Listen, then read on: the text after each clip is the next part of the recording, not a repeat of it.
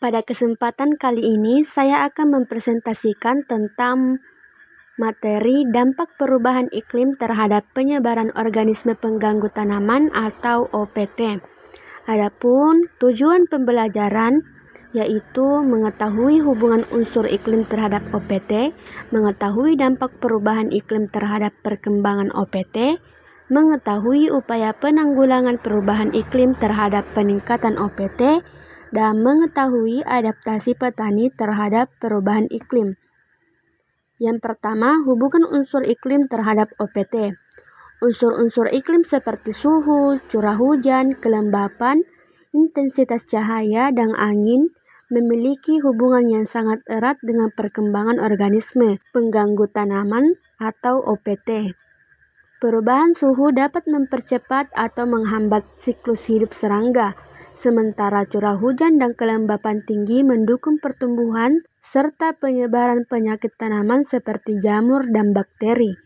Intensitas cahaya memengaruhi kekuatan tanaman dan aktivitas makan beberapa hama, sedangkan angin berperan dalam penyebaran spora penyakit dan perpindahan serangga antar wilayah. Karena itu, perubahan pada salah satu unsur iklim dapat langsung memengaruhi populasi penyebaran dan tingkat serangga OPT di lahan pertanian. Yang kedua, dampak perubahan iklim terhadap OPT. Perubahan iklim memengaruhi perkembangan OPT secara langsung dan tidak langsung. Pemicu utama, kenaikan frekuensi iklim ekstrim. Contohnya banjir dan kekeringan, perubahan pola hujan, contohnya pergeseran musim dan pola tanam, fluktuasi suhu dan kelembapan udara yang semakin tinggi. Dampak umum, mendorong pertumbuhan dan perkembangan OPT, memicu kemunculan hama dan penyakit tanaman secara massal, berakibat negatif pada sektor pertanian di Indonesia. Dampak musim kering atau kekeringan.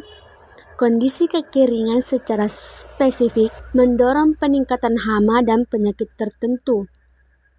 Peningkatan hama ulat meningkatkan jumlah dan mendukung pertumbuhan ulat yang merusak kelapa sawit, seperti ulat api dan ulat kanton.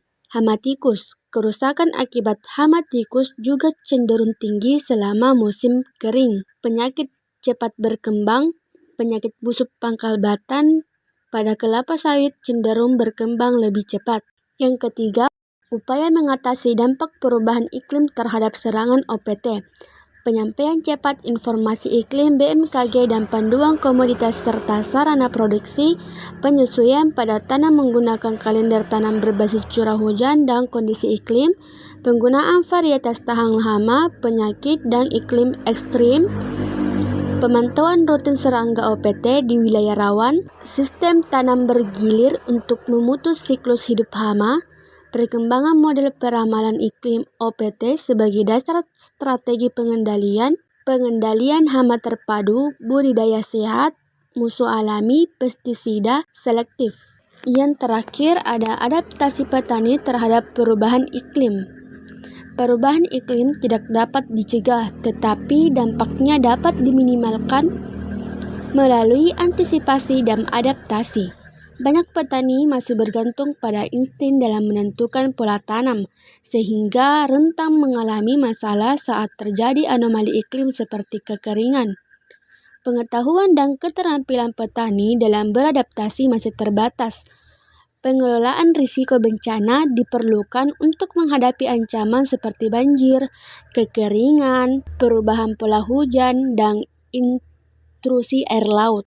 Kapasitas adaptasi dipengaruhi oleh pengalaman bertani, tingkat pendidikan dan keterampilan termasuk akses informasi teknologi, pendapatan dan kepemilikan lahan sebagai dukungan finansial adaptasi, ketersediaan infrastruktur terutama akses pasar sebagai sumber pertukaran informasi. Sebagai kesimpulan, unsur iklim seperti suhu, curah hujan, kelembapan, dan cahaya sangat memengaruhi pertumbuhan, penyebaran, serta intensitas serangan OPT. Perubahan iklim meningkatkan perkembangan OPT melalui penambahan generasi, perluasan wilayah sebaran, munculnya spesies baru, dan melemahnya tanaman akibat kondisi ekstrim. Upaya pengendalian meliputi penggunaan varietas tahan hama, penerapan PHT, pemantauan iklim berbasis teknologi, penentuan waktu tanam tepat, dan pengelolaan lingkungan yang bijak. Petani perlu beradaptasi melalui perubahan pola tanam, pemanfaatan informasi iklim, peningkatan keterampilan, serta penggunaan teknologi ramah lingkungan. Sekian presentasi saya kali ini. Wassalamualaikum warahmatullahi wabarakatuh.